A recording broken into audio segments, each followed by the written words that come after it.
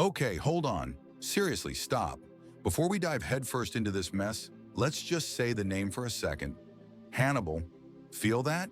Shivers down your spine? If not, my friend, you're either made of stone or you just haven't grasped who we're dealing with yet. Because Hannibal isn't just the name of a Carthaginian general. Oh no. For ancient Rome, for nearly 2 decades, it was a living nightmare marching across their land. He was the very boogeyman used to scare disobedient Roman children. If you don't behave, Hannibal will come. And damn it, he did come. And when he came, the grown men in the Senate clutched their heads and legions, considered invincible, fertilized the Italian soil. Hannibal at portas! Hannibal is at the gates. This cry of terror echoed in the hearts of the Romans. And it wasn't just a figure of speech. He truly stood at their gates, breathing down their necks. And it seemed just a little more, and the eternal city would fall. But let's take it step by step. I'm already galloping ahead like Numidian cavalry. To understand the full weight, the tragedy, and the epic scale of this story, we need to dig a little deeper, to the very roots of the animosity between the 2 Mediterranean titans, Rome and Carthage. Imagine this, 2 city-states, 2 predators share Rome, back then a young, brash, sharp-toothed wolf pup, having just consolidated its power over all of Italy and casting a greedy eye on Sicily. Carthage, an old sea wolf, a Phoenician colony that had grown into a mighty trading empire, spreading its influence from the coasts of Africa to Spain. Their interests couldn't help but clash, and clash they did. The First Punic War erupted. Punic, that's what the Romans called the Carthaginians, distorting the word Phoenician. 23 years of blood, sweat, and naval battles where the Romans, a land power, surprisingly quickly learned to build ships and even invented the corvus, a boarding bridge that turned a sea battle into a land fight. Carthage lost. It lost Sicily, Sardinia, Corsica, and paid Rome an indemnity so huge it almost broke the treasury. Humiliation? Absolutely. And this is where our protagonist steps onto the scene. Or rather, just a boy for now. Hannibal Barca. Barca isn't a surname, but his father Hamilcar Barca's nickname, meaning lightning. And Hamilcar truly was lightning fast, a gifted general who, after the war's defeat, didn't give up but went to Spain to build a new base for Carthage, a new army, a new source of wealth, and he took his 9-year-old son with him.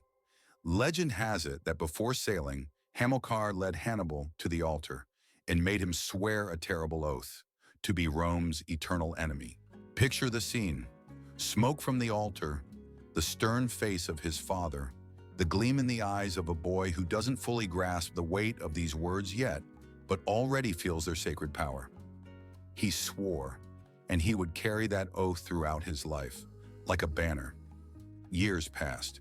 Hamilcar died in battle, succeeded by his son-in-law, Hasdrubal the Fair, who continued to strengthen Carthaginian presence in Spain, founding New Carthage, modern Cartagena, a true gem, a rich port and arsenal. And young Hannibal grew, absorbing military science, toughening himself in skirmishes with Iberian tribes, learning from the best. He wasn't just his father's son, he was his worthy successor. When Hasdrubal was assassinated, the army unanimously proclaimed the 26-year-old Hannibal their commander. Young, bold, brilliant. He didn't just inherit an army, he inherited his father's dream of revenge, and he began to act. The Romans, of course, kept an eye on Carthage's success in Spain. They even concluded a treaty with Hasdrubal, which stipulated that the Ebro River would be the boundary of their spheres of influence. To the south for the Carthaginians, to the north for the Romans. But there was one nuance, one thorn in the side, the city of Saguntum. It was located south of the Ebro, meaning in the Carthaginian zone, but it was an ally of Rome. Clever, right? The Romans, in 219 BC, he besieged Saguntum. The city resisted fiercely, hoping for Roman aid. Roman envoys arrived at Hannibal's camp, demanding that he lift the siege. Hannibal, with a polite smile, essentially told them to get lost, stating that it was Carthage's internal affair. And anyway, the Saguntines were to blame. They had attacked tribes allied with Carthage. Classic. While Rome scratched its head and debated what to do, Hannibal, after an 8-month siege, took Saguntum by storm. The city was plundered, the population partly slaughtered, partly sold into slavery. This was a challenge. This was a casus belli. Rome sent an embassy to Carthage. The head of the delegation, Quintus Fabius Maximus, remember that name, he'll play his part later, according to legend, upon entering the Carthaginian Senate, gathered a fold in his toga and said, "Here I bring you war and peace. Choose." The Carthaginians, proud and still smarting from the First Punic War's humiliation, replied, "Choose yourself." Fabius unfolded his toga. "Then I give you war." And war came. The Second Punic War.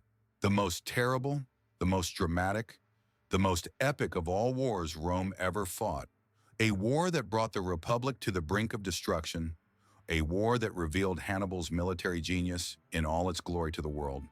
The Romans were confident. They had a powerful army, control of the sea, allies in Italy. The plan was simple. One consul with an army would land in Africa and strike Carthage in its territory. The other would go to Spain to deal with Hannibal there. Logical? Absolutely. But they failed to account for one thing. They failed to account for Hannibal. He wasn't going to wait for the Romans to come to him. He decided to go to them.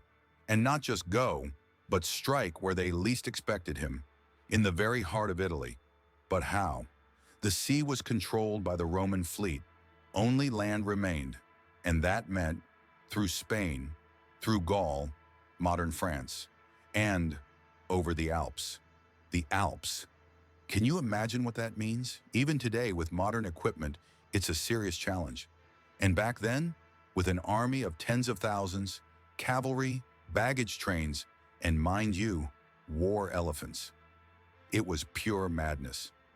No one had ever done. He assembled an army, about 90,000 infantry, 12,000 cavalry, and 37 elephants. And he set off, spring of 218 BC. The Great March began, and the world held its breath, not yet knowing that this march would change it forever.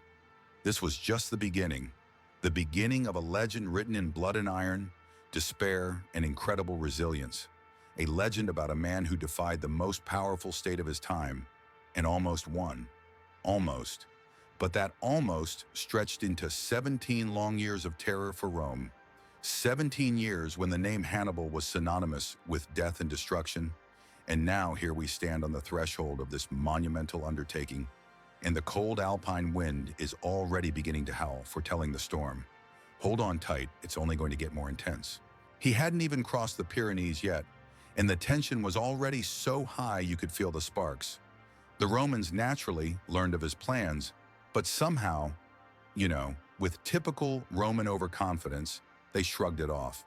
Like by the time he hobbles over the mountains, we'll have sorted things out in Spain and landed troops in Africa. Consul Publius Cornelius Scipio, father of the future conqueror of Hannibal, Scipio Africanus, was heading to Spain with an army precisely then, but he was a little late. Hannibal had already crossed the Rhone and done so masterfully, deceiving the local Gallic chiefs who tried to hinder him.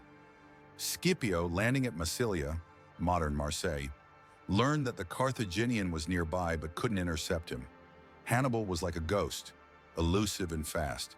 And it was then, it seems, that it began to dawn on Scipio that things were looking grim. He sent the main part of his army onward to Spain under the command of his brother Gnaeus, while he himself hastened back to Italy to meet Hannibal there, in the north, when he descended from the Alps. If he descended, because crossing the Alps is a whole other story, or rather, a tragic ballad. The Romans, of course, were no pushovers, and their initial plan to land in Spain and Africa was perfectly sound. They simply couldn't imagine that anyone in their right mind would attempt to drag a massive army over the Alps. It would be like trying to airlift a tank division over Mount Everest using hot air balloons today. Consul Publius Cornelius Scipio, the very one who was supposed to meet Hannibal in Spain, arrived a little late at the mouth of the Rhone, only to discover that the cunning Carthaginian was already somewhere ahead, racing towards the Alpine passes. Scipio was an experienced soldier, and he understood. This guy wasn't joking. Leaving part of his forces under the command of his brother Gnaeus Cornelius Scipio with orders to continue on to Spain, To cut off Hannibal's supply lines and reinforcements, a shrewd move it must be admitted, Publius himself raced back by sea to northern Italy, to Cisalpine Gaul, to gather legions there and meet the unwelcome guest at the foot of the mountains. He calculated that if Hannibal even made it out of that icy hell, his army would be so exhausted that it would be easy prey. Logical, more than, but Hannibal wasn't about logic. He was about audacity bordering on madness and brilliant calculation. So imagine, late September, early October of 218 BC, Hannibal approaches the foothills of the Alps. Before him, a wall of rock, ice, and snow, stretching into the sky. His warriors, Iberians, Libyans, Numidians, men of the south accustomed to sun and warmth. For them, these mountains were a strange, hostile world. Horror and doubt were etched on their faces. And Hannibal himself, though he didn't show it, surely felt a chill run down his spine. But there was no turning back. He delivered one of his famous speeches to the army, the essence of which was that beyond these mountains lay rich Italy, glory and plunder, while behind them was only death or slavery.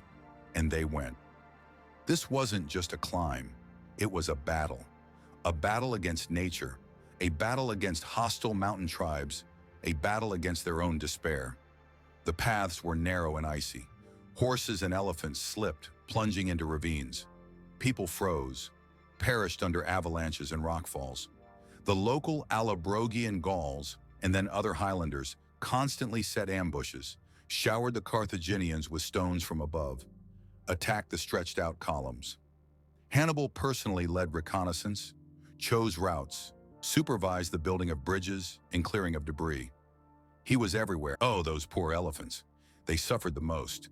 They already struggled to move through the mountains, and then there was the cold, lack of fodder, slippery paths. Many of them perished, but those that survived, just by their appearance, struck terror into the Highlanders who had never before seen such gigantic animals. Polybius, a Greek historian who wrote his history several decades after these events but relied on eyewitness accounts, including those of Hannibal's companions, describes this crossing with chilling detail. He recounts how soldiers, exhausted and frozen, lost heart, how Hannibal found words to encourage them, pointing to the fertile valleys of Italy, visible in the distance. "You are climbing not only the walls of Italy, but the walls of Rome," he would say. For 9 days they scrambled upwards towards the passes. The weather grew worse. It started snowing, even though it was still autumn. At the pass, the army halted for 2 days to recover somewhat and wait for stragglers. The scene must have been grim. Exhausted, frost-bitten people, emaciated animals, only snow and bare rocks around them. Many wept, cursing the day they had set out on this march. But Hannibal once again found a way to inspire them. He pointed east, where in clear weather one could make out the contours of the Po Valley, and said that the main trial was behind them, that they were already in Italy. The descent proved no less difficult than the ascent. The paths were even steeper and icier. People had to literally slide down, clutching at anything they could. Once, a huge rockfall blocked the path, impossible to bypass. Hannibal had to use his ingenuity. At his command, the soldiers built a huge fire on the rock face, and when the stone was red hot, they poured vinegar, or, according to another version, wine vinegar was scarce on it. The sudden temperature change cracked the rock, and they managed to break it up, clearing a passage. Modern historians and engineers debate how realistic this is, but the legend is compelling. 15 days. 15 days of hell. When Hannibal's army finally descended into the Po River Valley, it was a pitiable sight. Of the 90,000 infantry, 12,000 cavalry, and 37 elephants that left Spain, according to various estimates, between 20,000 and 26,000 infantry, about 6,000 cavalry, and only a few elephants made it to Italy. The losses were colossal, more than half the army. The men were exhausted, frostbitten, many were sick. Any other general in Hannibal's place would probably have concluded the mission was a failure and tried to retreat, but not Hannibal. He had achieved his first objective. He was in Italy, behind enemy lines, and he was ready to fight. The Romans, in the person of Consul Scipio, were already waiting for him. They were confident that the remnants of the Carthaginian army were easy prey. They didn't yet know the devilish tenacity and genius they were about to face. The crossing of the Alps became a legend. It demonstrated Hannibal's incredible will, leadership qualities, and strategic genius. It showed that nothing was impossible for this man, and this was just the beginning of his Italian campaign, which would plunge Rome into terror and despair for many years. The sheer fact that he did it was already a victory, a psychological one. He showed Rome that he could strike where they least expected it. It was like someone breaking into your house not through the door or window, but by digging a tunnel under the foundation and popping up in the middle of the living room. Shock and awe.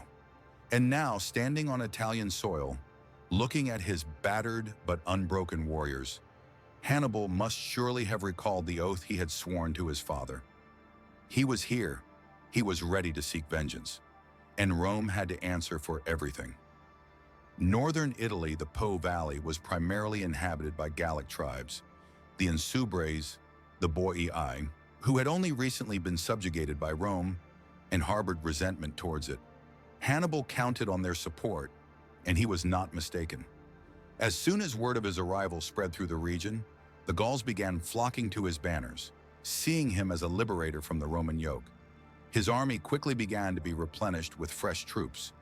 This was the first unpleasant surprise for the Romans. They thought they would be dealing with a handful of ragtag survivors, but instead faced a battered, yet rapidly growing and motivated enemy, furthermore on territory hostile to Rome. Consul Scipio, arriving at Placentia, modern Piacenza, was alarmed. He hadn't expected such swiftness from the Carthaginian, but Roman pride and confidence in the superiority of their legions didn't allow him to delay. He moved his army to meet Hannibal. The first engagement was about to happen, and it did happen, quite unexpectedly for both sides. It was more of a clash between scouting parties, but it escalated into a full-scale fight. This occurred near the Ticinus River, a tributary of the Po. So, Hannibal descended from the Alps, battered but not broken, and his army, like a phoenix from the ashes, quickly began to recover, bolstered by the Gauls who had joined him. Consul Publius Cornelius Scipio, the very one who had failed to catch him in Gaul, was now hurrying to meet him from northern Italy, from the area of Placentia.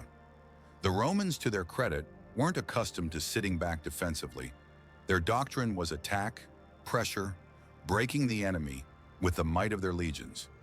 Scipio was confident that the exhausted Carthaginians, even reinforced by unreliable Gauls, would be no match for the Roman war machine. He and Hannibal advanced towards each other like two locomotives. And then, in November 218 BC, their vanguards clashed near the Ticinus River. This wasn't a planned pitched battle, rather a reconnaissance in force. Scipio personally led his cavalry and light infantry, velites, to probe the enemy's strength. Hannibal, in turn, also rode out for reconnaissance with his famous Numidian cavalry and Iberian horsemen. Picture the scene: two great generals, not yet knowing each other's faces, but already sensing the mortal danger emanating from the opponent, meeting in the first engagement. The Roman cavalry, consisting mainly of allied Gauls, not the ones who had joined Hannibal, but those loyal to Rome, was decent, but Hannibal's Numidians were something special. Light, swift, they swarmed around the Roman ranks like a pack of wolves, showering them with javelins. The Iberian cavalry, heavier, charged head-on. The engagement was brief but fierce. The outcome was decided by Hannibal's cunning. Who would doubt it? He had previously hidden some Numidians in ambush. In the heat of the battle, when the Romans were engaged in a frontal assault, the Numidians struck their flank and rear. Panic ensued. The Roman cavalry wavered and routed. Consul Scipio himself was severely wounded in this fight. A javelin pierced his thigh. According to legend, he was saved from certain death or capture by his young son, also Publius Cornelius Scipio, the future Africanus. He was only 17 at the time, but seeing his father surrounded by enemies, he bravely plunged into the thick of the fighting and brought him out of harm's way.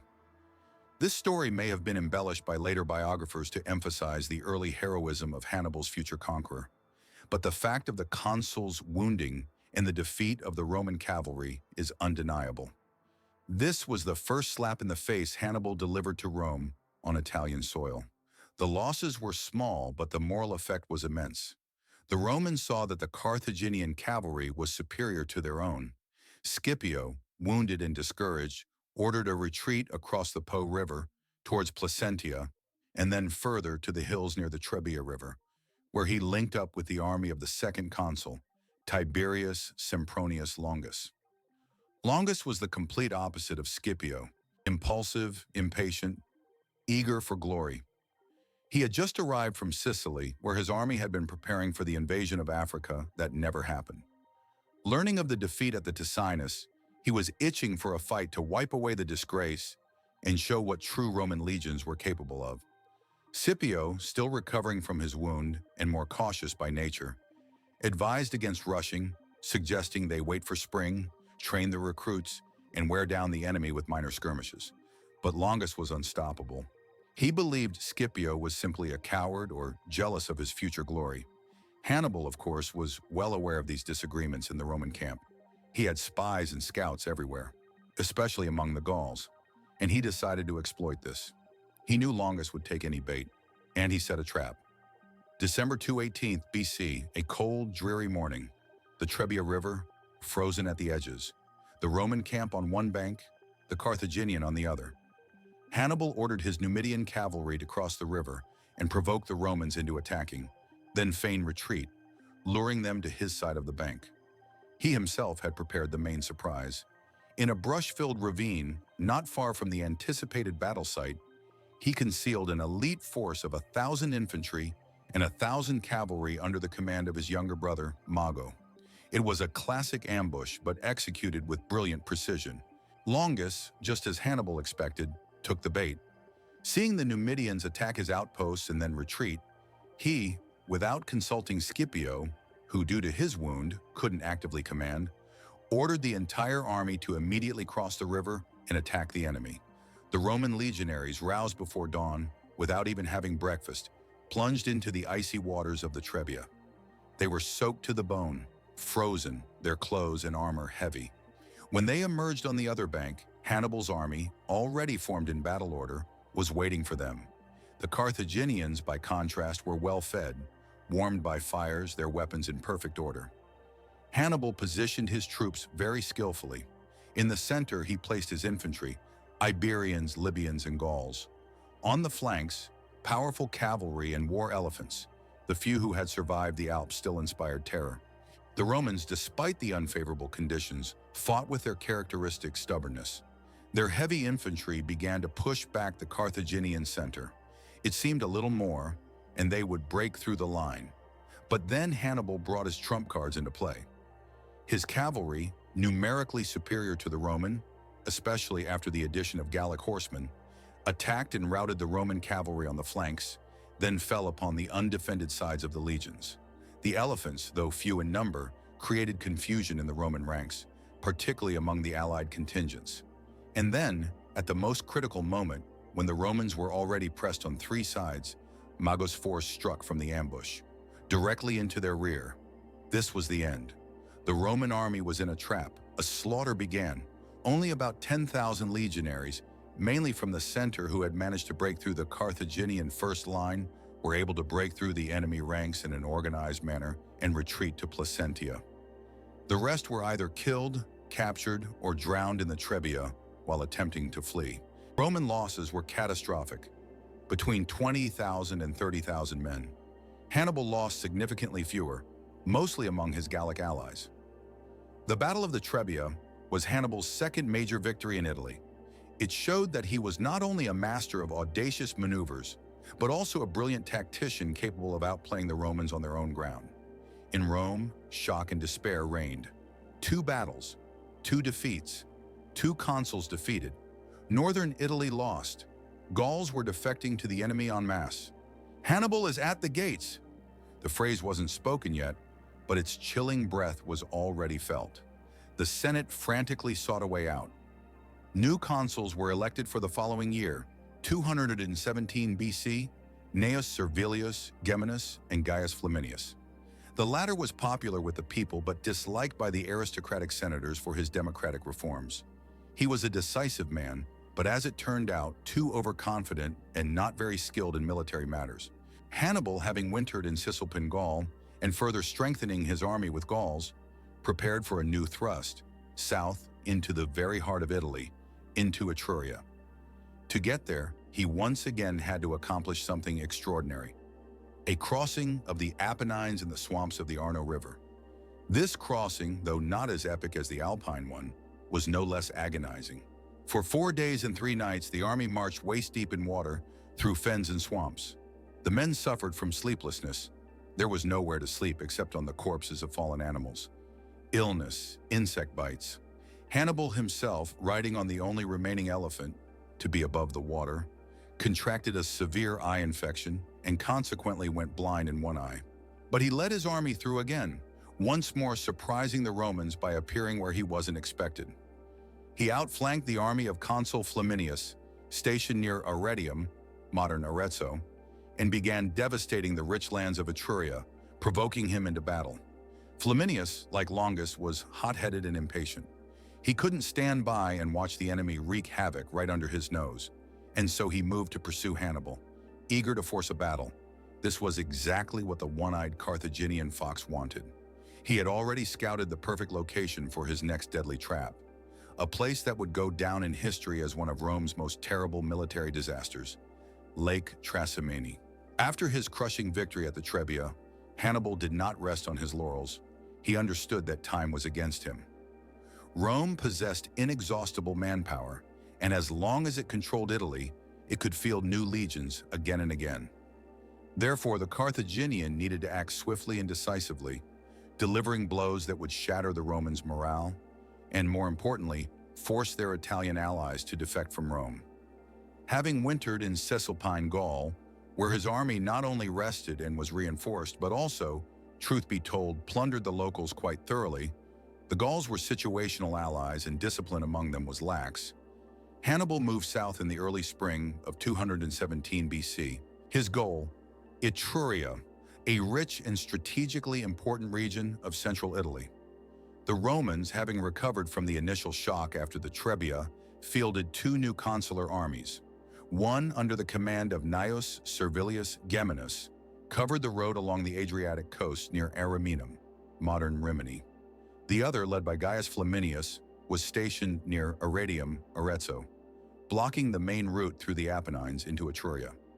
Flaminius, as we recall, was an ambitious man, popular with the people, but not very skilled in military affairs. And, moreover, he scorned traditional religious rites and omens, which did not endear him to the priests and patrician senators. Hannibal, as always, chose the most unexpected and difficult route. Instead of marching head-on towards Flaminius or trying to break through along the coast past Servilius, he decided to cut through the Apennines and the marshy valley of the Arno River. This was another hellish forced march. For 4 days and 3 nights, his army trudged through mud and water, often waist-deep. They had to sleep on the corpses of fallen horses and pack animals, as there was practically no dry land. Diseases decimated men and livestock. Hannibal himself, constantly among his warriors, encouraging them, rode on the single surviving elephant. The rest had perished during the winter from cold and wounds. As a result of this crossing, he contracted a severe eye infection and went blind in one eye. He was now a one-eyed general, which, however, only added a sinister aura to his image. But the objective was achieved. Hannibal reached Etruria, placing himself between Flaminius and Rome, essentially behind the consular army. Flaminius was furious. Not only had the enemy outmaneuvered him, but he had also begun deliberately ravaging the fields and burning the villas of the Etruscans, Rome's allies, right under his nose. This was a deliberate provocation. Hannibal knew his opponent's psychology. He knew that Flaminius, a proud and impulsive man, would not tolerate such humiliation and would rush in pursuit, forgetting caution. And Flaminius did rush. Against the advice of his more experienced officers, who suggested waiting to link up with Servilius's army, he ordered the immediate pursuit of the Carthaginians. He wanted to defeat Hannibal single-handedly and enter Rome as a triumphator. Hannibal, meanwhile, retreating, lured him further and further until he found the perfect location for his next deadly trap. This place, the northern shore of Lake Trasimene. Imagine a narrow valley, squeezed on one side by a high wooded ridge, and on the other by the waters of the lake. This valley narrows towards the east, forming a defile, a perfect place to trap the enemy. Hannibal positioned his troops with devilish cunning. At the narrowest point, at the exit of the valley, he placed his heavy infantry, Iberians and Libyans, blocking the road. On the slopes of the hills overlooking the road, he concealed his light infantry and Gallic allies in the woods. And the cavalry, his famous Numidian and Iberian horsemen, he positioned even further back at the western entrance to the valley to cut off the Romans' route of retreat once they were fully drawn into the trap. On the evening of June 20th, 217 BC, or according to other sources, the 21st or even the 23rd, dating in antiquity is always tricky, Hannibal set up his camp on a hill visible from a distance, so that Flaminius would know exactly where to look for him.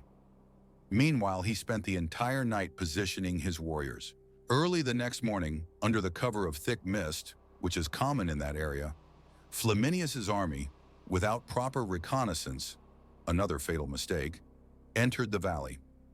The Romans marched in a long, stretched-out column, confident that the enemy was somewhere ahead, by their camp.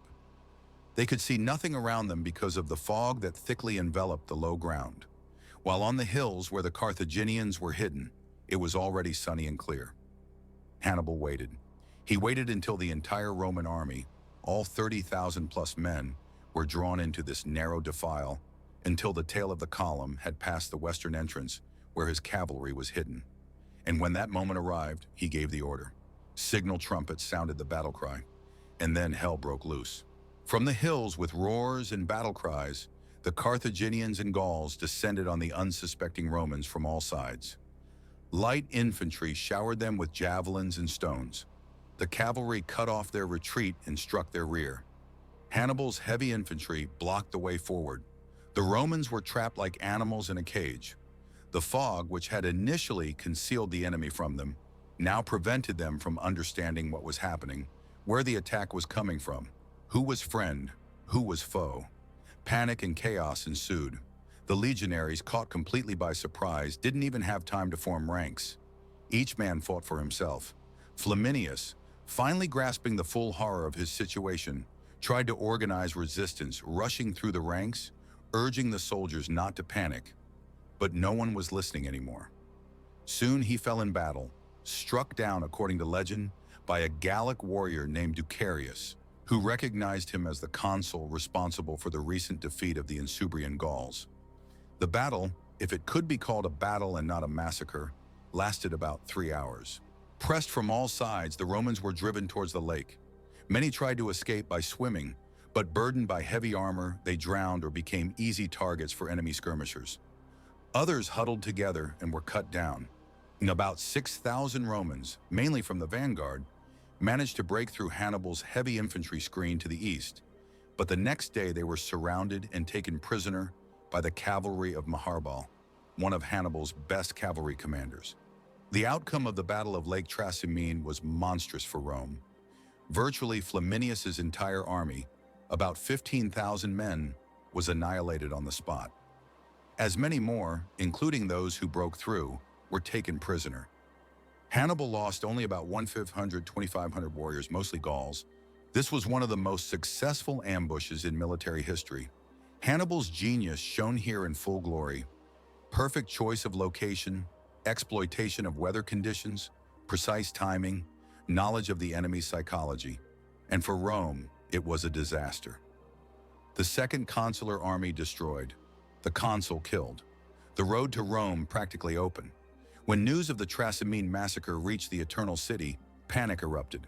The praetor Pomponius Matho, stepping onto the forum, uttered only one phrase that became famous. "We have been defeated in a great battle. Pugna magna victi sumus."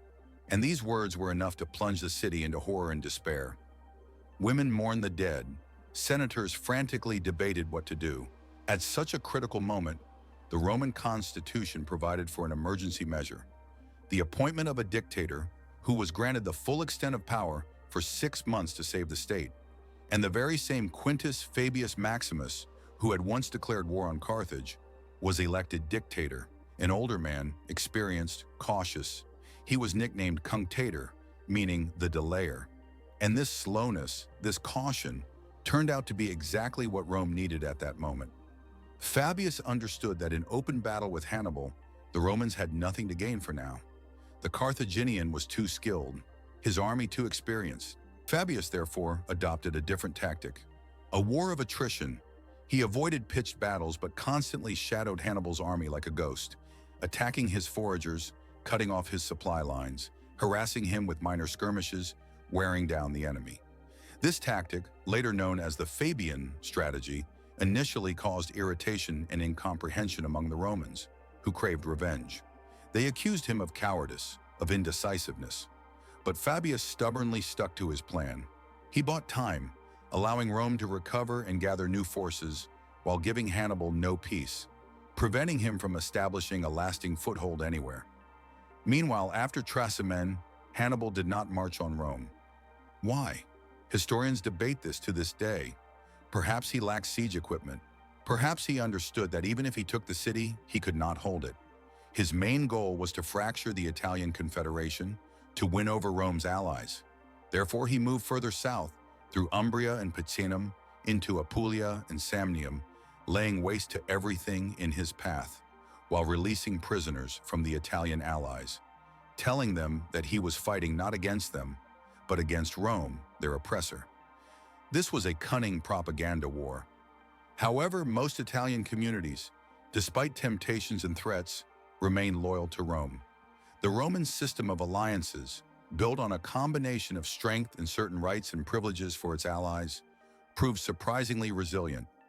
The summer of 217 BC passed in these maneuvers. Hannibal ravaged Italy. Fabius followed closely on his heels, refusing to give him a decisive battle. On one occasion, Fabius almost managed to trap Hannibal in a narrow valley in Campania, but the Carthaginian trickster found a way out once again. At night, he tied bundles of brushwood to the horns of several thousand oxen, set them alight, and drove the herd towards the hills where the Roman pickets were stationed. The Romans, seeing a multitude of moving lights, thought it was the Carthaginian army attempting a breakout and rushed towards them. Meanwhile, Hannibal calmly led his army out of the trap along a different, unguarded road. Fabius was furious but could do nothing. By the end of Fabius's 6-month term as dictator, discontent with his tactics in Rome reached its peak.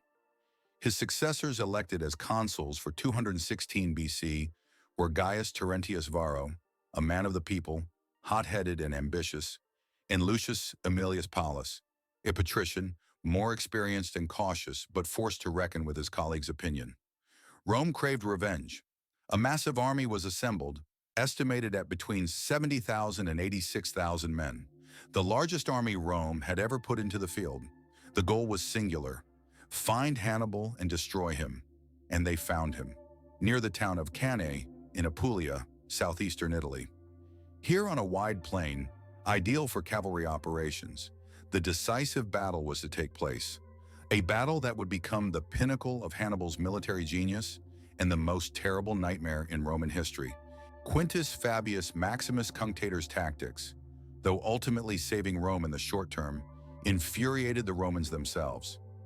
Imagine the enemy ravaging your land, burning your fields, killing your citizens, and your general does nothing but trail behind him like a beaten dog, not daring to engage in battle. "The delayer!" they hissed contemptuously behind his back. "Cowardly old man!" shouted the hotheads in the forum. Gaius Terentius Varro was particularly zealous, a plebeian, a demagogue, hungry for power and glory. He denounced Fabius, promising that he, Varro, would quickly deal with this Carthaginian upstart. And so, when Fabius's 6-month term as dictator expired, the Romans, weary of the shameful war of attrition, decided to act decisively. For 216 BC, 2 new consuls were elected, the same Gaius Terentius Varro and Lucius Aemilius Paulus. Paulus was an experienced commander, a patrician, a more reserved and sensible man. He understood Hannibal's danger and was inclined towards a more cautious strategy, similar to Fabius's. But Varro was his complete opposite. He craved battle, glory, triumph. And by Roman law, the consuls commanded the army alternately, each on his own day. Can you imagine the mess this created in command? The Senate, yielding to the general mood, decreed that the largest army Rome had ever seen should be assembled. 8 legions, plus an equal number of allied troops. Estimates of the total strength of this armada range from 70,000 to 88,000 infantry and about 6,000, 7,000 cavalry. This was a colossal force, almost twice the size of Hannibal's army, which numbered around 40,000 infantry, Iberians, Libyans, Gauls, and about 10,000 of his magnificent cavalry, Numidians, Iberians, Gauls. With such a force, the Romans thought, they could surely crush the Carthaginian like a bug. In the summer of 216 BC, this enormous Roman army marched south into Apulia, where Hannibal was located. At this time, the Carthaginian had captured the small town of Cannae, situated on the Aufidus River. Cannae was important because it contained large food depots, so Hannibal killed 2 birds with 1 stone. He supplied his army and provoked the Romans into decisive action. The Roman consuls, arriving near Cannae, set up 2 camps on either side of the river. Aemilius Paulus, seeing that the terrain, a wide open plain, was ideal for the superior Carthaginian cavalry, proposed moving operations to more hilly areas where the Roman infantry's advantage would be more significant. But Varro, whose day of command was approaching, wouldn't hear of it. He saw the enemy before him, saw the numerical superiority of his army, and craved only one thing: a rout. Hannibal, for his part, understood perfectly that a better opportunity might not present itself. Yes, the Romans were more numerous, but his soldiers were more experienced, his cavalry stronger, and most importantly, he knew how to exploit the enemy's weaknesses. On the morning of August 2nd, 216 BC, a date that became black for Rome, Varro, whose turn it was to command that day, ordered the army to form up for battle on the plain north of the Aufidus. The Romans adopted their traditional formation, but with one significant alteration.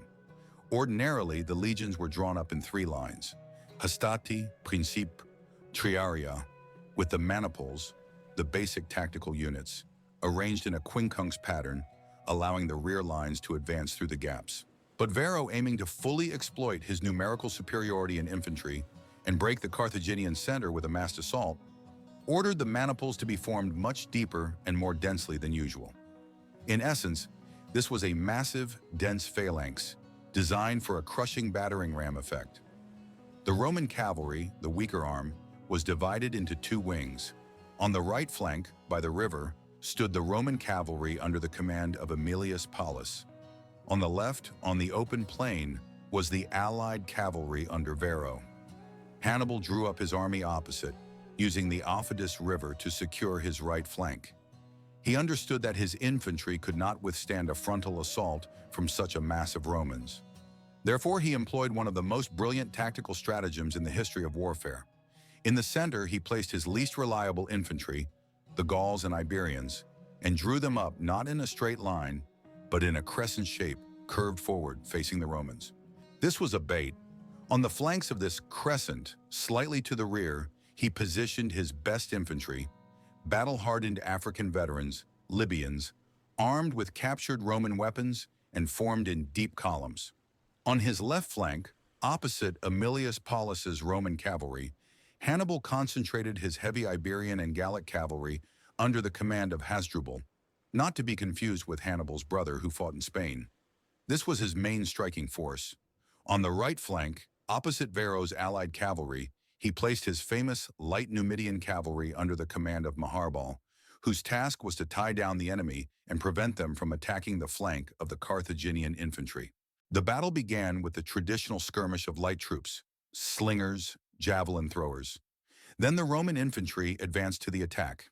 A massive, unstoppable force of legionaries crashed into the center of the Carthaginian line, on this salient crescent of Gauls and Iberians. Under the terrible pressure, the Gauls and Iberians began slowly retreating, as Hannibal had intended. The crescent began to give way inwards, turning into a concave arc.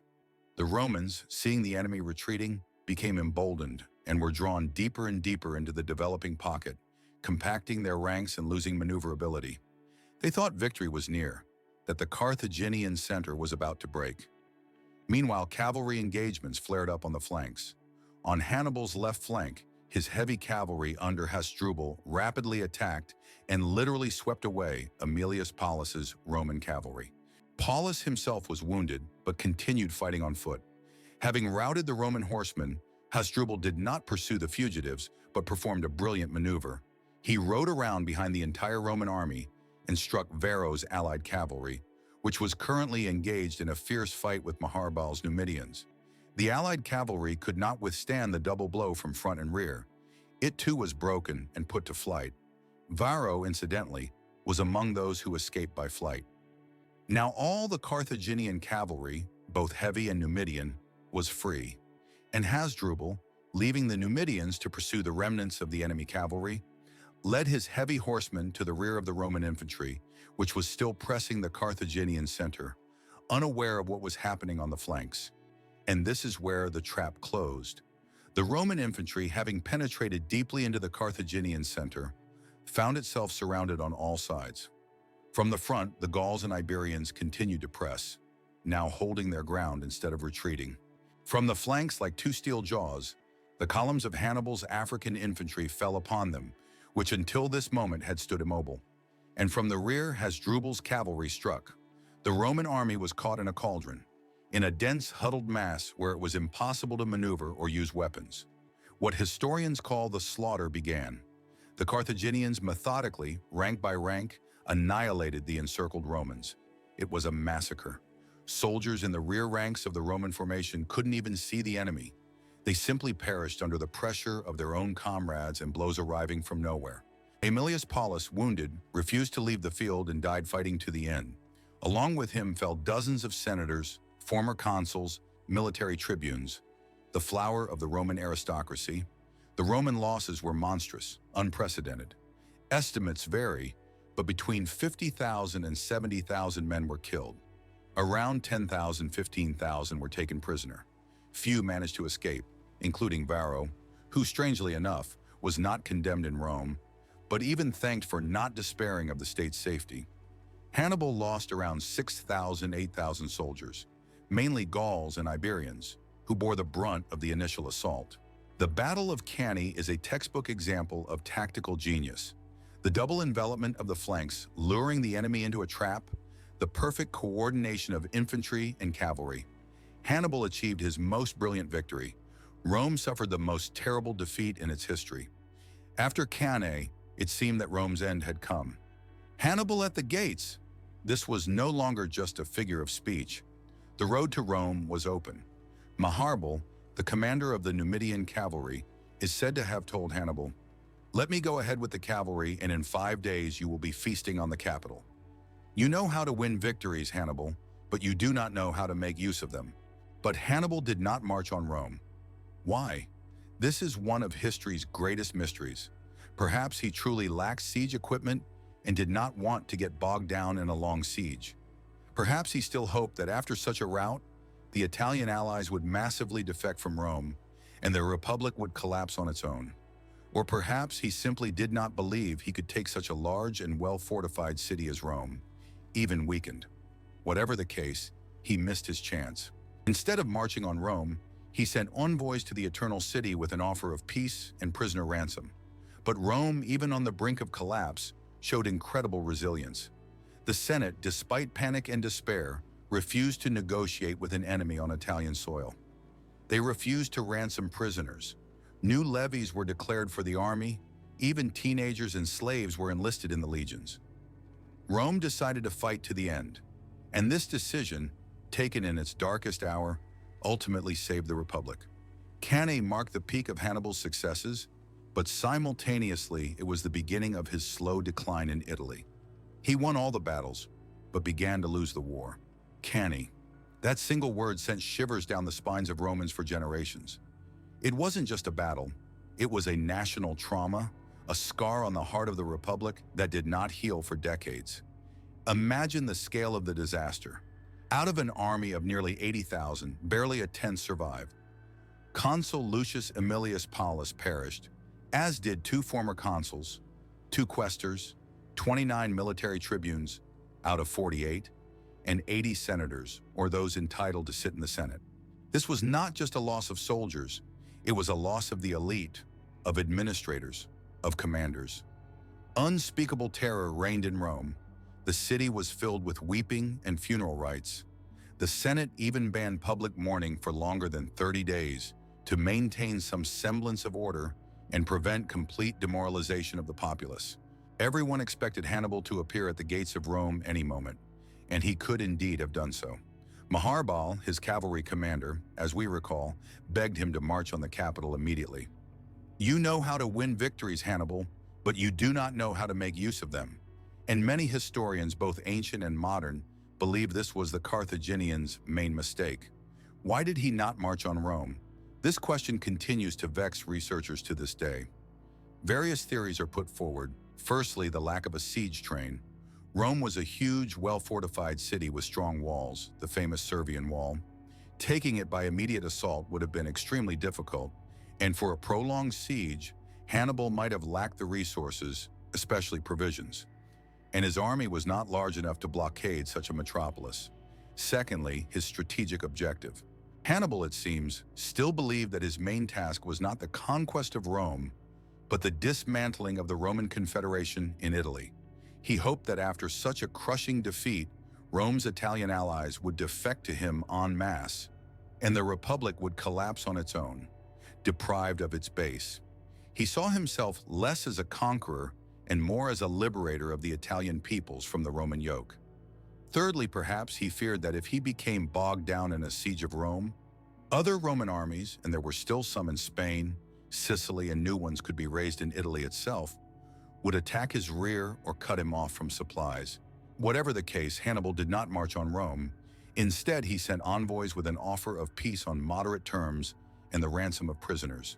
But here Rome demonstrated that very legendary Roman steadfastness, virtus Romana, which is what made it great. Despite the desperate situation, the Senate, inspired by figures such as Quintus Fabius Maximus Cunctator, who was once again called upon to leadership, and the young but already prominent Publius Cornelius Scipio, the future Africanus, who had survived Cannae, refused even to grant Hannibal's envoys an audience. The ransom of prisoners was rejected with contempt. Rome does not bargain with an enemy on its soil and has no need for soldiers who chose captivity over death. Extraordinary measures were taken to rebuild the army. Everyone who could bear arms was recruited into the legions. 17-year-old youths, freedmen, and even an unheard of thing, 2 legions of slaves who were promised freedom for valorous service. Temples were stripped to provide metal for weapons. Rome gritted its teeth and prepared for a long, grueling struggle. And Hannibal, having failed to achieve peace, continued his strategy of liberating Italy. And here he found his first successes. After Cannae, some of Rome's allies did indeed begin to waver. The most significant gain for Hannibal was the defection of Capua to his side, the second largest and wealthiest city in Italy after Rome. This was a serious blow to the Republic's prestige and resources. Many cities in Apulia, Lucania, Bruttium, and part of the Samnites also joined him. It seemed his plan was beginning to work, but the key, most powerful, and Romanized allies of Rome in central Italy, Latins, Etruscans, Umbrians, remained loyal. The Roman system of alliances, though it cracked, held firm. Hannibal quartered his army for the winter in Capua, winter 216-215 BC. And here, according to some ancient authors, Livy for instance, another turning point occurred. The luxurious and relaxed life in Capua supposedly corrupted his battle-hardened veterans. Wine, women, and idleness. All this supposedly undermined their fighting spirit and discipline. The winter quarters at Capua became synonymous with the corrupting influence of luxury on an army. Modern historians, however, are skeptical of this version. More likely, the issue was not so much corruption as the fact that Hannibal's army, constantly on the march and in battle, simply needed rest. Furthermore, after Cannae, the initiative gradually began to shift to the Romans. They had learned a bitter lesson and returned to Fabius Cunctator's tactics, avoiding pitched battles with Hannibal, but waging a war of attrition against him, harassing his supply lines, besieging cities that had gone over to him, giving him no peace day or night. Rome now fought not with one large army, but with several operating in different theaters of war. One such general who successfully employed the Fabian tactics was Marcus Claudius Marcellus, nicknamed the Sword of Rome, while Fabius was called the Shield of Rome.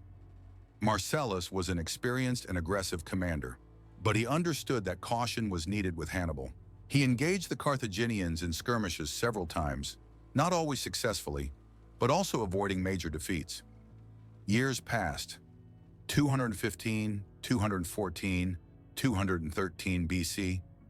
Hannibal was still in Italy, winning local victories, but the strategic situation for him was worsening. He received no significant reinforcements from Carthage. The Carthaginian Senate, where the peace party had strong positions, feared an excessive strengthening of the Barcid family and was slow to provide aid. His army dwindled in endless minor skirmishes and sieges. Allies who had defected to him demanded protection, and he could not be everywhere at once. The Romans, on the other hand, slowly but surely rebuilt their strength and recaptured cities from him one by one. They had learned how to fight Hannibal. They no longer charged at him headlong. They surrounded him with a network of their armies, denying him freedom of maneuver. Hannibal found himself in the position of a lion trapped in a cage. He was still fearsome. He could still deliver a deadly blow to anyone who came too close, but he could no longer break free and dictate terms. One important theater of war became Sicily. In 215 BC, Rome's old ally, King Hiero II of Syracuse, died.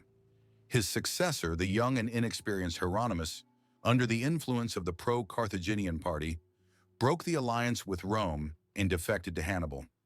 This was a serious threat, as Sicily was Rome's most important granary. Rome dispatched an army to Sicily under the command of Marcus Claudius Marcellus. The famous siege of Syracuse began 214-212 BC.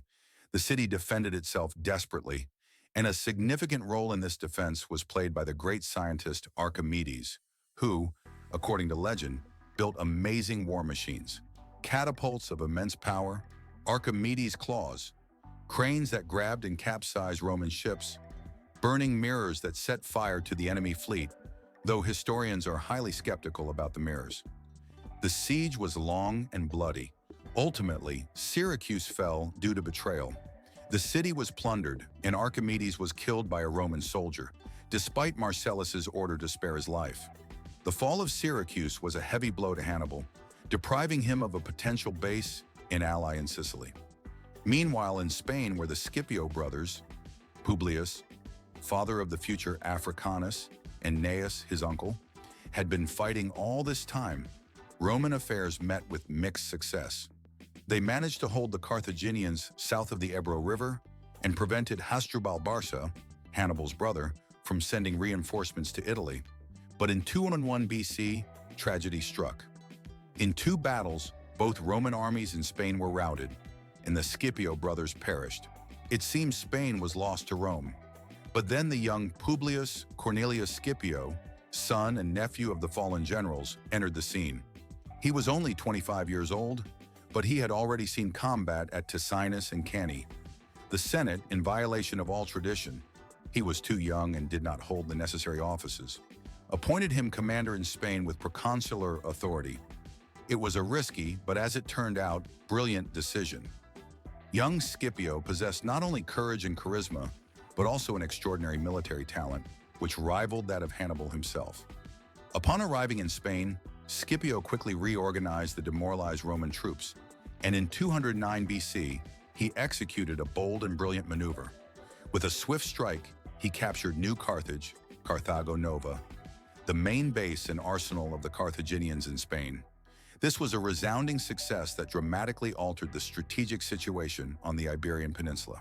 In Italy, meanwhile, Hannibal continued his grueling struggle. In 212 BC, he achieved another major tactical victory, destroying two Roman armies in Apulia. In 211 BC, to divert the Romans from the siege of Capua, he undertook his famous march on Rome. Hannibal at portas. Hannibal at the gates. This cry truly echoed through the eternal city. He reached the very walls but did not attempt an assault. It was more a demonstration of force, a psychological attack. The Romans, however, did not flinch. They even held an auction for the land on which Hannibal's camp stood, and the prices were normal, as if there were no enemy outside the walls. Hannibal's psychological warfare did not work. Soon he was forced to withdraw from Rome, having failed to achieve his goal, the lifting of the siege of Capua, and Capua fell. In the same year, 211 BC, the Romans, after a long and grueling siege, took this wealthy and once proud city. The punishment was harsh and exemplary. The nobility executed, the population sold into slavery, the city deprived of self-governance, and turned into an ordinary rural district. This was a terrible lesson for all Italian allies who still dared to contemplate defecting to Hannibal. Rome showed that it did not forgive treason. The fall of Capua was a severe blow to the Carthaginian. He was losing his allies, his base in central Italy. His operational space was shrinking. He was still a military genius, capable of defeating any Roman army that dared to engage him in open battle on his terms. But the Romans had learned not to do this. They preferred to hem him in, retake cities, and cut off communications. This was a war of attrition, and in such a war, Rome, with its inexhaustible human and material resources, had a clear advantage. Hannibal was increasingly becoming a king without a kingdom, wandering through southern Italy, desperately trying to hold on to his remaining allies and find a way to turn the tide of the war. He needed reinforcements, he needed new fronts to divert Rome's forces. He placed great hopes on his brother Hasdrubal, who was still fighting in Spain, and on an alliance with Macedonia. King Philip V of Macedonia did indeed conclude an alliance with Hannibal after Cannae, hoping to exploit Rome's weakness to expand his territories in Illyria and Greece. This led to the First Macedonian War, 214-205 BC, which, however, was fought rather sluggishly by Rome and its Greek allies, mainly the Aetolian League, and did not have a significant impact on the course of events in Italy. Philip was ultimately unable to provide Hannibal with real assistance. The years stretched on, heavy with blood and sweat. 210, 209, 208 BC. Hannibal, trapped in southern Italy, in Bruttium, still remained undefeated in the field, but was slowly losing the war. He won local victories, such as at Herdonia in 210, where he again routed a Roman army, but these victories could no longer change the overall strategic picture. The Romans, like a hydra, immediately presented two new heads for everyone cut off. They recaptured Tarentum, 209 BC, an important port that had previously defected to Hannibal. True, Quintus Fabius, Maximus the Younger, son of the Cunctator, perished in the process, but the Cunctator himself, who directed the siege, stoically endured this loss, stating that a father should be able to forgive his son's mistakes, and the state, a general's. Old Fabius, incidentally, lived to a ripe old age and died in 213 BC, never seeing Rome's final victory, but having done perhaps more for it than anyone else with his wise and cautious tactics during the most difficult years. In 208 BC, Marcus Claudius Marcellus, the sword of Rome, also perished. He fell into an ambush set by Hannibal's Numidian cavalry during a reconnaissance. This was a heavy loss for Rome, but Hannibal, according to tradition, paid military honors to his worthy opponent and saw to his burial. Even in the heat of war, he remained a man of honor, at least towards those of equal valor. But the main events that were to decide the outcome of the war were now unfolding far from Italy, in Spain. A young Publius Cornelius Scipio, after the brilliant capture of New Carthage, continued to press the Carthaginian armies. His tactics were innovative for the Romans. He paid immense attention to reconnaissance, mobility, and troop training, used stratagems and unexpected maneuvers, much like his main counterpart, Hannibal. Scipio was not just a talented general, he was a charismatic leader who could inspire his soldiers and even win over the local Iberian tribes, who were weary of Carthaginian rule. In 208 BC, Scipio fought a battle against Hasdrubal Barca, Hannibal's brother, at Becula, in southern Spain. It was not a major battle, and Hasdrubal managed an orderly retreat, preserving most of his army. But Scipio achieved his main objective. He prevented Hasdrubal from linking up with the other Carthaginian armies in Spain, under the command of Mago Barca, another of Hannibal's brothers, and Hasdrubal, son of Gisco. However, after Becula, Hasdrubal Barca made a desperate, but from his perspective, the only possible decision. He realized that holding Spain against the increasingly powerful Scipio would be extremely difficult, and he decided to repeat his older brother's feat, to gather all his remaining forces and break through Gaul and the Alps into Italy to join Hannibal. If they succeeded, if the two Barcid armies united on Italian soil, it could prove a mortal blow to Rome. Strangely enough, Scipio did not actively pursue Hasdrubal as he marched north. Perhaps he did not want to stretch his supply lines, or perhaps he was more focused on the complete expulsion of the Carthaginians from Spain. Whatever the reason, Hasdrubal, having assembled an army, including many Celtiberian and Gallic mercenaries, set off on his epic march. His crossing of the Alps, unlike Hannibal's, proved much easier and faster. Firstly, the route was already known. Secondly, many Gallic tribes, previously hostile, now either remained neutral or even joined him, attracted by tales of Hannibal's victories and the prospect of plundering Italy. In the spring of 207 BC, Hasdrubal descended into Cisalpine Gaul, commanding a fresh and quite numerous army, around 30,000 men. He immediately sent messengers to Hannibal with news of his arrival and a proposal to link up in Umbria, from where they could together strike at Rome. For Rome, this was the moment of truth. Two Barcid armies in Italy. This was the worst nightmare imaginable. If they united, their combined numbers and battle experience could prove an insurmountable force. Panic reigned in Rome, comparable only to the days after Cannae. Gaius Claudius Nero and Marcus Livius Salinator were elected consuls for this year. Both were experienced generals, but there was an old enmity between them. Livius Salinator had once been condemned for an improper division of plunder and had withdrawn from public life, harboring resentment towards the Senate. Nero was a patrician, a decisive and energetic man. In the face of common danger, they managed to overcome their differences and unite their efforts. Nero was given command of the army in the south, against Hannibal. Livius Salinator was given command in the north, against Hasdrubal, who was also joined by Praetor Lucius Porcius Licinus. And this is where one of those incredible turns of fate occurred that decide the outcome of wars. Hasdrubal's messengers, heading to Hannibal, were intercepted by the Romans. All the brothers' plans fell into Claudius Nero's hands. Nero understood that their junction must be prevented, and he made a daring, almost insane decision. Leaving the majority of his army in the south to tie down Hannibal, who knew nothing of the messenger's failure and was still awaiting news from his brother, Nero, with a picked force of 7,000 of his best soldiers, 6,000 infantry, and 1,000 cavalry, made a forced march north to link up with Livius Salinator. This was an incredible risk. Had Hannibal learned of the weakening of the Roman army in the south, he could easily have routed it. Had Hasdrubal learned of Nero's approach, he could have avoided battle or attempted to break through to his brother by another route. But Nero acted swiftly and secretly. In 7 days, his detachment covered about 400 kilometers, marching day and night. The local population, understanding the importance of the moment, aided him in every way. With provisions, transport, guides, it was a true patriotic surge.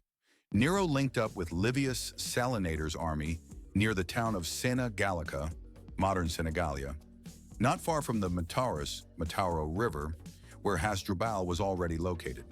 He did this so secretly that Hasdrubal suspected nothing.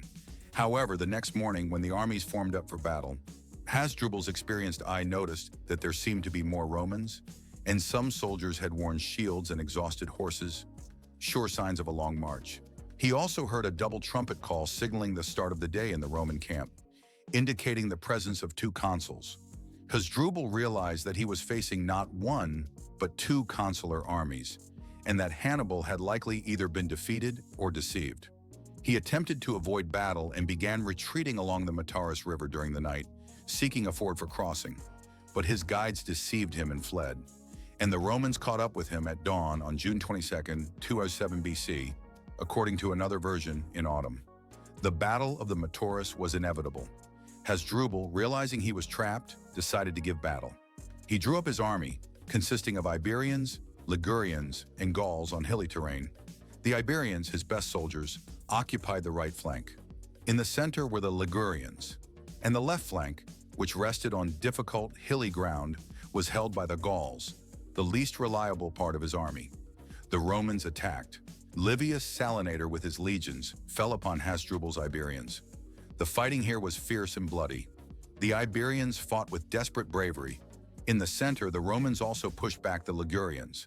But Hasdrubal's left flank, where the Gauls stood, proved practically invulnerable due to the terrain.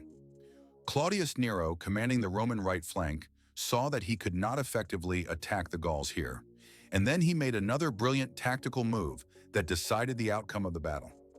Leaving a small screen against the Gauls, he made a flanking maneuver with the majority of his troops, passing behind his own army, and struck the flank and rear of Hasdrubal's Iberians, who were at that time engaged in a fierce fight with Livius's legions. This was the decisive blow. The Iberians, attacked from the front, flank, and rear, wavered and began to retreat. Their retreat turned into a rout. The Ligurians in the center were also crushed. Hasdrubal Barca, seeing that the battle was lost, did not want to outlive the defeat and the disgrace of capture. He threw himself into the thickest of the fight and died a hero, fighting to the end.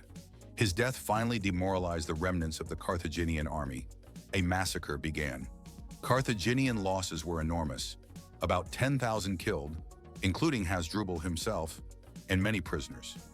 The Romans lost about 2,000 men.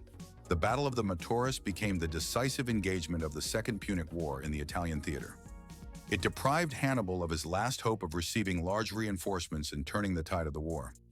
Claudius Nero, having won this great victory, did not rest on his laurels. He ordered Hasdrubal's head to be cut off, and returning south with his detachment as swiftly as he had come, rode up to Hannibal's camp and threw his brother's severed head over the palisade. According to another, more dramatic version, Hasdrubal's head was impaled on a spear and displayed before the Carthaginian camp, and the Iberian prisoners were paraded before Hannibal so that he would have no doubt about the outcome of the battle. Hannibal, upon seeing the terrible proof of his brother's death and the collapse of his hopes, is said to have uttered with bitterness, "Now I see the fate of Carthage." This was the blackest day of his life. All his plans, all his titanic efforts, all his sacrifices, all had come to naught. He understood that he could no longer win the war in Italy, but he did not surrender. He continued resistance in southern Italy for 4 more long years. But this was already an agony. The main theater of struggle had now definitively shifted to Spain and then to Africa, where the star of a new Roman genius was rising, Publius Cornelius Scipio, who would soon receive the nickname Africanus. The news of Hasdrubal's defeat at the Metaurus and the gruesome package with his brother's head thrown into his camp were not just a blow to Hannibal, it was a death sentence. His entire long-standing strategy, built on waiting for reinforcements and splitting the Italian Confederation, collapsed overnight. He, who had not known defeat in major pitched battles on Italian soil, lost the war without even participating in its decisive engagement. This was a defeat at a distance, inflicted not so much by the force of arms as by the genius and audacity of Claudius Nero and Rome's incredible ability to mobilize all its resources in the face of mortal danger. Imagine Hannibal's state of mind. For 10 years, he had waged a grueling war in the heart of enemy country, far from home, practically without support. He had won triumphant victories at Ticinus, Trebia, Lake Trasimene, and, of course, at Cannae, victories that entered the annals of military art. He had kept all of Italy in fear, forcing Rome to strain all its forces, and all this time he waited for help from Carthage, which never came in sufficient volume. Waited for Rome's Italian allies to rise up en masse, which also did not happen on a decisive scale. And now the last hope, his brother Hasdrubal with a new army, was destroyed. "Now I see the fate of Carthage." These words attributed to him by Livy are full of tragic pathos and the realization of the inevitable. But Hannibal would not have been Hannibal if he had given up. Even in this seemingly hopeless situation, he did not surrender. He withdrew the remnants of his army, which was still a formidable force, hardened in battle, to Bruttium, the southernmost and most mountainous region of Italy, a kind of Italian Chechnya of that time.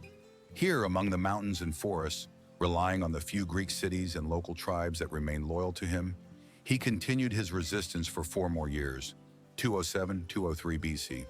This was no longer an offensive war, but a stubborn defense, the goal of which was to tie down Roman forces in Italy for as long as possible, inflict damage wherever possible, and perhaps wait for some miracle. The miracle did not happen. The Romans, rid of the threat of Hasdrubal in the north, could now concentrate even more forces against Hannibal in the south. They did not dare to engage him in a pitched battle. They remembered Cannae too well, but continued to methodically push him back, recapturing city after city, cutting off supply routes. This was a war of attrition in which Hannibal had no chance. Meanwhile, the star of Publius Cornelius Scipio was burning ever brighter. After Hasdrubal Barca's departure from Spain, Scipio continued his victorious march. In 206 BC, he won a decisive victory over the remaining Carthaginian forces under the command of Hasdrubal, son of Gisco, and Mago Barca, at the Battle of Ilipa, near modern Seville. This battle is often called Scipio's Spanish Cannae. He used tactics very reminiscent of Hannibal's tactics at Cannae, a weakened center and strong flanks that enveloped and destroyed the Carthaginian army. After Ilipa, Carthaginian rule in Spain effectively ended. Mago Barca, with the remnants of his troops, managed to escape by sea, while Hasdrubal, son of Gisco, fled to Africa. Spain, with its richest silver mines and inexhaustible human resources as mercenaries, was lost to Carthage forever. Scipio returned to Rome in triumph. He was only about 30 years old, but he was already considered the savior of the fatherland and Rome's most talented commander. The people adored him. The Senate, though with some apprehension, too young, too popular, too independent, elected him consul for 205 BC. And Scipio immediately put forward a daring plan to transfer the war directly to Africa, to Carthaginian territory. This was an idea that had been in the air before. Recall the initial plan at the beginning of the war, or Regulus's failed expedition in the First Punic War. But now, with Carthage weakened and Rome feeling more confident, it seemed much more realistic. However, the old guard in the Senate, led by Quintus Fabius Maximus Cunctator, who was still alive and influential, were strongly opposed. Fabius believed that as long as Hannibal was in Italy, any expedition to Africa was a dangerous gamble that could weaken Rome and give the Carthaginian a new chance. He called for first definitively dealing with Hannibal on Italian soil. A heated debate erupted between Scipio and Fabius. Youth and audacity versus age and caution. Scipio passionately argued that the best way to force Hannibal to leave Italy was to create a threat to Carthage itself. If the Romans landed in Africa, the Carthaginian government would be forced to recall Hannibal to defend his homeland. In the end, Scipio managed to convince the Senate, albeit with some restrictions. He was allowed to go to Africa, but not given a full army. He was given command in Sicily and the right to recruit volunteers. This was a kind of test. If he could raise an army and succeed, good. If not, the Senate would wash its hands of it. But Scipio was not one to be deterred by difficulties. In Sicily, he engaged in feverish activity. Veterans who had survived Cannae, who were previously considered punishment troops and served in Sicily with no right of return, volunteers from all over Italy, attracted by his fame and charisma, flocked to him. He trained his new army according to his own system, paying particular attention to tactics, maneuverability, and the cooperation of different arms. He also secured the support of the Numidian prince Massinissa, who had previously served Carthage but had switched to Rome's side after the defeats in Spain and Scipio's skillful diplomacy. Massinissa was a skilled cavalry commander and a bitter enemy of another Numidian king, Syphax, who was an ally of Carthage. Massinissa's Numidian cavalry was to be a crucial asset for Scipio in Africa. While Scipio was preparing for the African expedition, Mago Barca, Hannibal's younger brother, made a last desperate attempt to help his brother. In 205 BC, with a small fleet and army, he landed in northern Italy, in Liguria, hoping to incite a revolt of the Gauls and divert Roman forces. He did manage to rally some Gauls and Ligurians under his banner, but his actions had no major strategic significance. The Romans quickly blocked him, and he could not break through south to Hannibal. In 214 BC, Scipio was finally ready. With an army of about 35,000 men, He sailed from Sicily and landed in Africa, near Utica, a major city north of Carthage. The final, decisive stage of the Second Punic War had begun. Scipio's landing in Africa caused panic in Carthage comparable to that which reigned in Rome after Cannae. The Carthaginians had not expected such a daring move. They did not have a strong land army in Africa itself. They always relied on mercenaries and allies, as well as Hannibal's army, which was far away. They hastily began raising troops, calling for help from allied Numidian kings, primarily Syphax, and of course sent messengers to Hannibal and Mago with orders to return immediately to Africa to defend their homeland. Scipio, upon landing, did not immediately storm Utica or Carthage. He began by ravaging the surrounding areas, demonstrating his strength and winning over the local Libyans, who were dissatisfied with Carthaginian oppression.